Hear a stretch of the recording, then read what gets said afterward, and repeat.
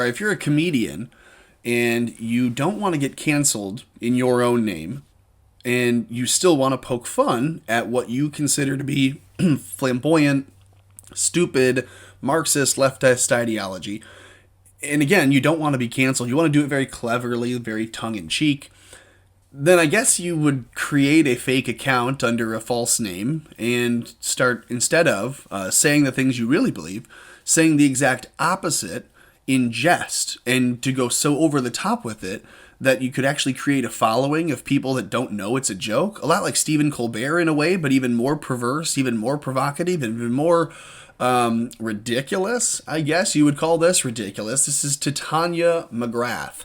This is the creation of Andrew Doyle, a comedian, an author, a writer. And he says, and I say he, I'm not misgendering Titania McGrath because she's not a real person. This is a character written and performed by Andrew Doyle. And so he wrote a book in her name called Woke. If you have not seen that, that is Woke, A Guide to Social Justice. You can get it in audiobook or on Kindle. So that is, that interestingly enough, you can buy the book, but I suggest just reading this thread. You'll get enough of it from this. This says, many people scoff at my progressive ideas and predictions, but eventually they always come true. So I thought I'd start compiling a list of every time I was ahead of the curve. And this is Titania's Predictions Part 1. On the 22nd of December 2018, I called for biological sex to be removed from birth certificates, and on 17 December 20, the New England Journal of Medicine concurred. You can see the tweet from 2 years ago. She says, we should remove biological sex from birth certificates altogether to prevent any more mistakes from being made. Obviously, tongue-in-cheek, right? But people didn't get that, and just a couple of years later, I mean, some people did, but just a couple of years later, the farce has become reality, and you're going to see that 9 more times. The 7th one is great. The 6th one's a little soft. Titania Predictions Part 2. In October of 19, I suggested that young women should be encouraged to travel alone in rural Pakistan. Not a good idea, right? So she says, white parents, if you really want to prove that you're not racist, you should send your teenage daughters to unaccompanied walking holidays in tribal regions of North Pakistan. That seems safe, right? Forbes, later that year. Why Pakistan should be on every solo female traveler's bucket list. Bucket list. So do it last. We'll just say that. Just if it's on your bucket list, do it last. This is the part 3, Titania's Predictions Part 3. On the 19th of September of 2018, I criticized Julie Andrews, Mary Poppins character, for, Julie Andrews is the actress who was the character Mary Poppins, for chimney soot blackface, right? And so she says, a lack of diversity in the acting industry is nothing new. Here's an old photo of Julie Andrews applying blackface for a production of, what was it? Something in Porgy and Bess. So she's doing she's putting on soot in the movie. It's been a while since I've seen Mary Poppins. Just a little while later, though, New York Times making it real, making it serious now. No, it's no longer just a silly joke. Now it's, well, the nanny's shameful flirting with blackface. So we're not calling it blackface. We're just saying that she flirted with it. It's a character from 60 years ago. Good Lord. Titania's Predictions Part 4. March 2019. She publishes a book saying woke, right? In which I argued that skyscrapers are oppressive phallic symbols. She says, after all, capitalism is, after all, a singularly male phenomenon. The ultimate symbol of capitalism, the skyscraper, is nothing more than a giant cock on the horizon, fucking the heavens. Good Lord. Watch your mouth, Titania. Unreal. The Guardian then reports later, in the architecture section, do they even have an architecture section? They shouldn't after this one. It says, quote, upward thrusting buildings ejaculating into the sky. Do cities have to be so sexist? Tagline, this is the best part. Toxic masculinity is built into the fabric of our urban spaces, writes a dork, author of a new book, Feminist City. Doesn't exist. And the results aren't just divisive, they can be lethal. Yeah, no doubt. All right, Titania's Part 5. January 2019, calling for the Oscars to prioritize diversity. Now, she does it a little bit more over the top and ridiculous sounding, but the Oscars aren't exactly too far off. We haven't seen what the categories would be yet, right? So here we are. Most feminist picture, most woke screenplay, least predatory male, gayest sounding editor, or gayest sound editor, gayest sound editing, excuse me. Fattest supporting Filipino, bravest vegan in a trans black role. Again, this is all from Titania. She is requesting and suggesting new intersectional Oscars categories in order to ensure diversity. The Oscars actually came out to announce that, hey, we're going to include new diversity and inclusion plans. So you can expect more categories like that on the horizon. Part 6, June 2019. We're about halfway there, by the way. So take a moment, like the video, save the link so you can share it. I demand an option to mute white males, she says on Twitter. Well, Instagram made it a reality just in earlier this year in the summer. They didn't give you a function to mute white males. They gave you a sticker, though, to just it's a little more than a microaggression, wouldn't you say, against white people? Titania's predictions, part 7, August of 2018. Urging parents to give their newborn babies numbers instead of names. And then you have Elon Musk saying the XAE A12. So, again, that one's a little loose, I think. Titania's part 8. May 2020. I criticized the NHS for appropriating the rainbow flag because they have rainbows at the NHS.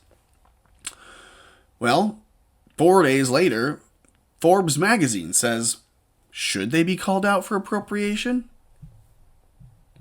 You can see the unraveling of what would have been sane, normal, level-headed, moderate reporting in an objective way. You can include other people's opinions, but be centered in your perspective of them. Don't say, I'm going to swing way over here to the left and say, should we do this? I think, well, let's encourage the conversation around should we or shouldn't we, instead of should we even be discussing that? Part 9.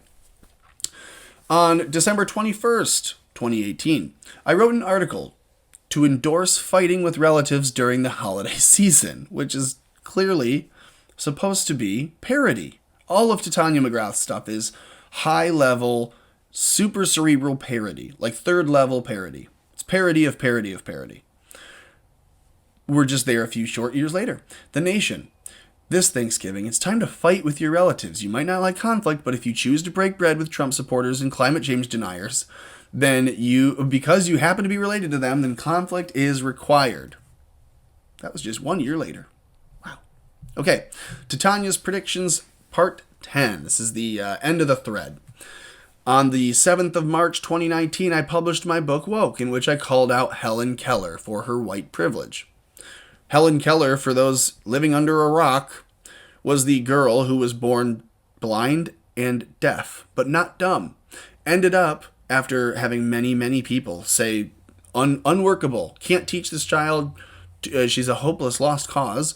You had a couple different, really brilliant, but I think one really incredible doctor who worked with her, who taught her to sign. They've been Lifetime movies made about this. Helen Keller should be like a symbol of American resilience, a symbol of accomplishments, they say, right? So she says, consider, if you will, the example of white American author Helen Keller. Even though she was left deaf and blind following an illness as a baby, she still managed to study for a degree, write 12 books, and travel the world to give lectures. This kind of privilege is staggering. So she's, again, it's dripping in satire. It's tongue-in-cheek. She's saying she's privileged because she's overcome being deaf and blind. Literally, equalizer, because race and gender no longer matters when you're deaf and blind. Okay? She says, here's the Time article, who's going to concur.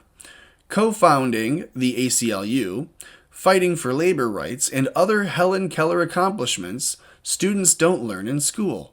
So she did some things that we're going to... What's the article say? However, to some black disability rights activists like Anita Cameron, Helen Keller's not radical at all. Quote, just another, despite disabilities, privileged white person. and yet another example of history telling the story of privileged white Americans. The only way that you can authentically, genuinely make the argument that Helen Keller is white privileged or privileged at all is that if it were so long ago in history that she were a baby, where she were able to get a doctor after doctor after doctor to come in and try to teach her, a teacher to come in and try to do sign language or to associate something, to encourage learning. You can make the argument that at that time in history, black families wouldn't have had the same access. So maybe that's what Anita Cameron should have said, that Helen Keller has had many, many, many accomplishments that other people would not have had they not been the same race. Maybe that's her argument. Not very articulate, though, when she says, just another, despite disabilities, privileged white person. Well, you sound awfully uppity. So that is the thread. Titania McGrath making some incredibly on predictions, just spot on. And you got to follow her on Twitter to see more of her predictions as they come. I'm worried to go and look at what the last 6 months worth of predictions have been, because that basically gives you a scope into what the next 2 or 3 years look like. And some on an even shorter timetable. So that's the video. Let me know what you think in the comments. Leave your own predictions. What new nuttiness do you think the Marxist leftists are going to try to push over the next 4 years, regardless of the outcome that is coming, that is inevitable, that we all know, but we can't say without getting banned. So like the video, share this video, subscribe to the channel, make sure the little notification bell is turned on, set a bookmark, watch for posts. YouTube's not going to necessarily tell you when these videos are posted, but you certainly will see more if you're subscribed and the notification bell is turned on. And then do everything else that you can do to keep Americanism afloat.